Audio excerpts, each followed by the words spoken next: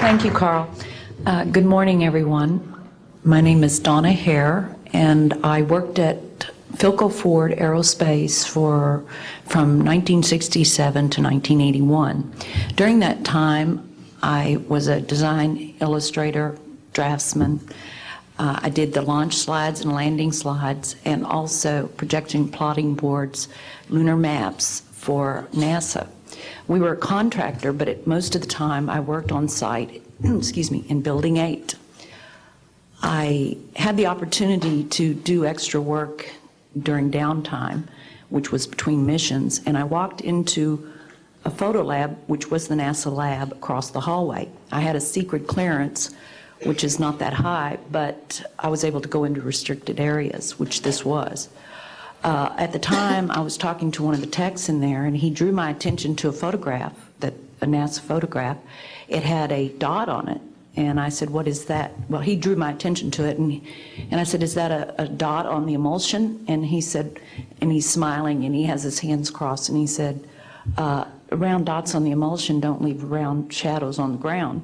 And this was an aerial photograph of the Earth, I'm assuming the Earth, because it had pine trees on it, and the shadows of the craft, or whatever it was, were in the same angle as the trees.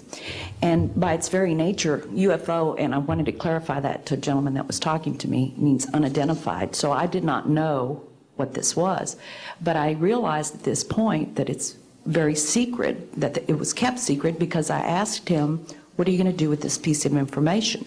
And he said, "We always airbrush these out before we sell them to the public." So they're pesky little creatures appearing on this photograph they wanted to get rid of. After that, I decided I would ask questions to other people that work there. And I found that I had to ask them away from the site and not on site. A guard told me that he was asked to burn some photographs and not to look at them. And there was another guard guarding him, who was in green fatigues, watching him burn the photographs. And he said he was too tempted. He looked at one, and it was a picture of a UFO, and he was very descriptive. I can go into that later with anyone. He immediately was hit in the head, and he had a big gash in his forehead. He was knocked out, and he's terrified, so he would have to be protected. Another incident, I knew someone in quarantine with the Apollo astronauts. He told me that the Apollo astronauts saw craft on the moon when we landed, and that is what he told me. And he also was afraid. He said that the astronauts are told to keep this quiet. They're not allowed to talk about it. So I do want to let you know that I worked out there for a number of years, and I ran into this. So it's not something everyone knows that works out there for a long time. My boss didn't know about it. Some people that sat right next to me didn't know about it. It's very strange, because I don't know how they can do it, but they can let some people know about it and then others not. I'm willing to testify before Congress that what I'm saying is true, and thank you very much. Thank you.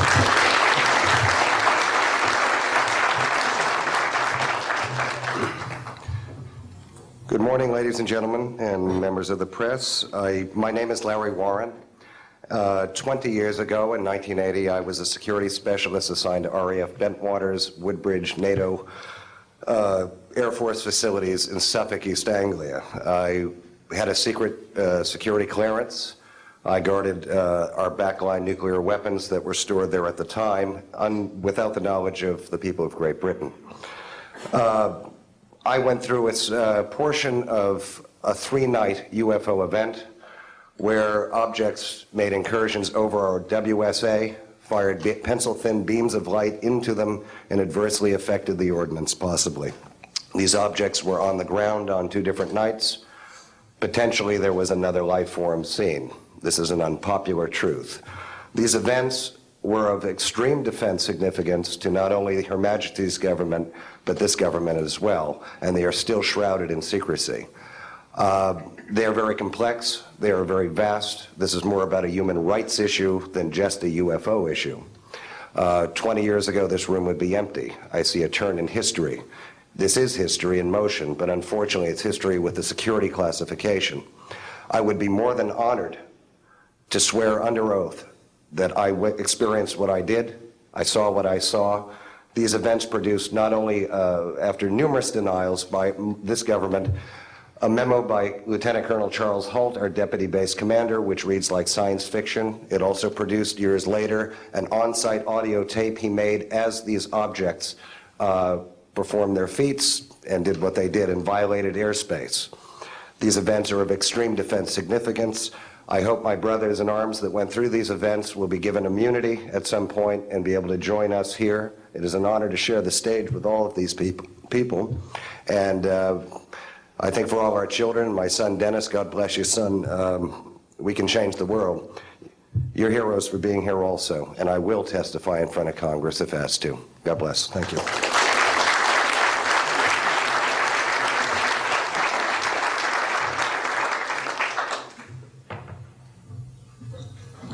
Hi, my name is George Filer III. The reason I'm here is because George Filer V is in the hangar and will be born on Friday. And I'm a retired intelligence officer and flyer with almost 5,000 hours, and I didn't believe in UFOs until London Control called us in the winter of 1962 and asked us, would we chase one? And we said, sure. So we let down from 30,000 feet to 1,000 feet where the UFO was hovering, and we went into a steep dive and actually exceeded the red line of the aircraft. So it's kind of dangerous chasing UFOs. In any case, I was able to get the UFO on the aircraft radar at about 40 miles, and we could see a light out in the distance, and as we closed, we kept on picking up this radar return. Point I'm mentioning that the radar return was very distinct and solid, indicating it was some kind of a metallic object. We got about a mile from the UFO, and it kind of lit up in the sky and went off into space, very similar to what the shuttle looks like when it takes off. Later on, I was working in intelligence. In Vietnam, I briefed General Brown about UFOs. When I was in 21st Air Force, in McGuire Air Force Base, I briefed General Glau about a UFO over Tehran, Iran in 1976. The two F-4s from the Iranian Air Force had taken off and tried to intercept the UFO, and when they turned on their fire control systems, they immediately went on. All the electrical systems went out, the planes had to return to base. This was particularly significant because it was also picked up on satellites. In 1978, on January 18th, I was going into the base. Every morning I did the briefing to the general staff, and I noticed that there are some lights off in the distance at the end of the runway there. And when I got into the command post, the Senior Master Sergeant in charge said that there had been UFOs in the pattern all night. They're on radar. The tower had seen them. They got in aircraft reports and so on. And that one had landed or crashed at Fort Dix. Fort Dix and McGuire are right together. And this is kind of like the Roswell of the East. But in any case, an alien had come off the craft and had been shot by a military policeman and apparently was wounded and was heading for McGuire. So for whatever reason, the aliens liked the Air Force better than the Army, perhaps because they're shooting at them. But in any case, our security police went out there and found him on the end of the runway dead.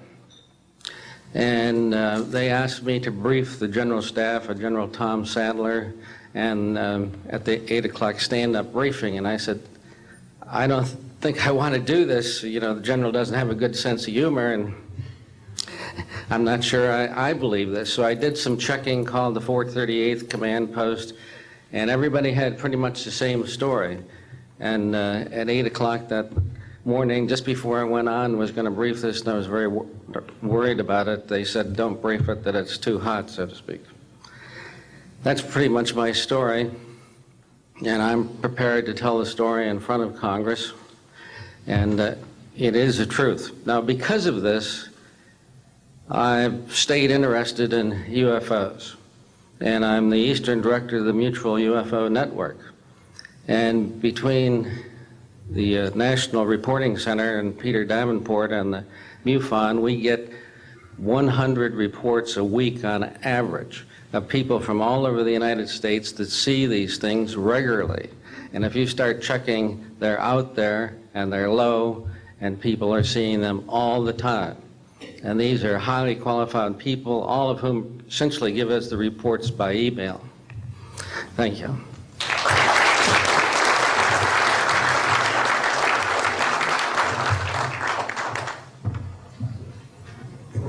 Morning, ladies and gentlemen. My name's Clifford Stone. I was a Sergeant First Class, United States Army. I had a secret clearance with nuclear surety. I could get the clearance that I needed to do whatever it was that was necessary for me to do at the time on special operations when I was called in on those. What I'm referring to here is that I was involved in situations where we actually did recoveries of crashed saucers, for lack of a better term, debris thereof. There were bodies that were involved with some of these crashes, also some were alive. While we were doing all this, we were telling the American public there was nothing to it. We were telling the world there was nothing to it. I'd like to go into detail on some of the cases, about the nuts and bolts cases right here, but I will be available if you have any questions concerning my involvement in this. You can talk to Dr. Greer to arrange for me to get to talk to you. But the whole situation is, we've set back, we've told the American people that there's no such thing as UFOs. I've been involved where we have recovered these objects. We know them to be of extraterrestrials. In 1969, I had an event that happened to me while I was stationed at Fort Lee, Virginia. We went to Indiantown Gap, Pennsylvania. That would be my first exposure to any time that we would be recovering an unidentified flying object. When we went there, we already had people that was already in the facility. We were a backup team, which was supposed to be NBC, because there was supposed to be some nuclear materials that was on board this craft. Later on, most people involved would have been, were to be told that there was nothing on board it. It was nothing more than just a crash of one of our aircraft. I know better, because I was one of the people that approached it with a Geiger counter to get surface readings. I was the first person to go ahead and see that there were bodies on it. That would be the first of approximately 12 events. UFO crashes are not events that take place every day. They're rare. I know we're not alone in the universe. I know that the absence of evidence is not evidence of absence. It's evidence that has been denied to the American people.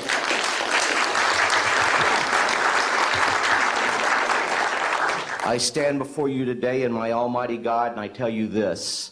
If Congress calls me in and says, will you testify in detail what you know, I stand here today prepared and ready to do just that. Governments must never lie to the people for no reason. Thank you.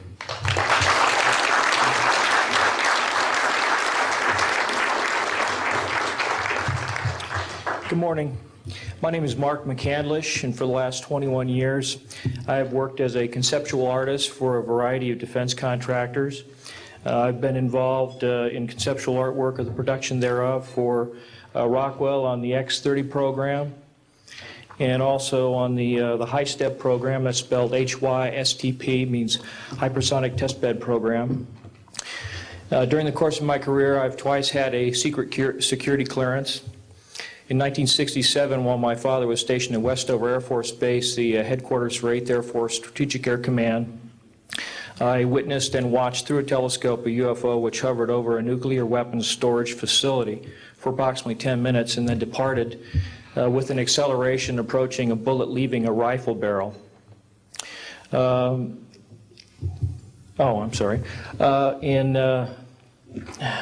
1988, in November, a college buddy of mine, an associate by the name of Brad Sorensen, informed me that he had personally witnessed 3 flying saucers at a very large hangar at Norton Air Force Base during the course of an air show that was held on Saturday, November 12, 1988.